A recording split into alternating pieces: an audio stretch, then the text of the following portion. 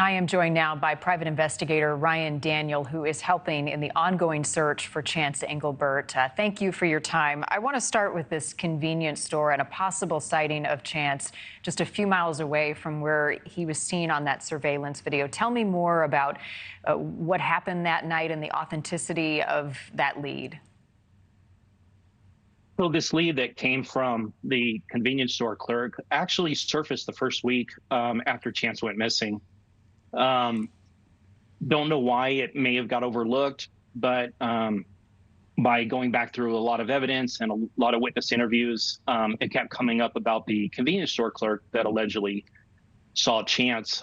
We were focused on the WTT because that's the area that his phone last pinged, but come to find out, this clerk was not working at the WT. He was actually working at a convenience store about 2 blocks north of the WTT. So that was a new lead for us. So how does that change the investigation, and what do we know about the encounter at the convenience store and Chance's state of mind? Well, according to the clerk, Chance was actually in a good state of mind. He didn't appear to be heavily intoxicated.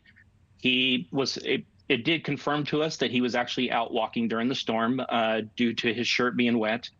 Additionally, it is believed that Chance was having a tense but not heated conversation in the back of the store while looking at drinks to buy. The convenience clerk was able to identify the actual drink and can of tobacco that Chance purchased with cash prior to leaving. And it does help us with our timeline.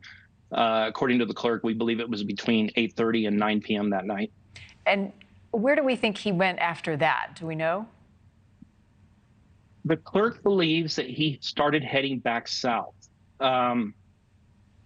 Evidence that we have gathered during this investigation indicates that we do have an area of incident, possibly where Chance went missing, down there by Stable Club and 5 Rocks Road, also at the junction of Owl Road.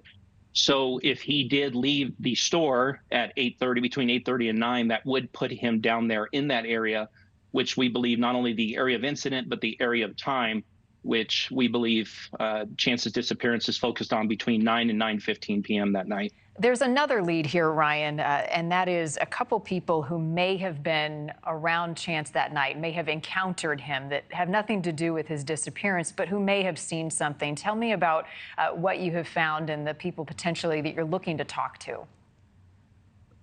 So we had a witness that contacted the tip line. The witness indicated that between somewhere around 9 to 9:15, maybe 9:10 p.m. that night, 2 females in their mid-20s, both wearing jean shorts and a black top and a white top, were seen running down from the railroad tracks that cross over 5 Rocks Road, or also known as Avenue I.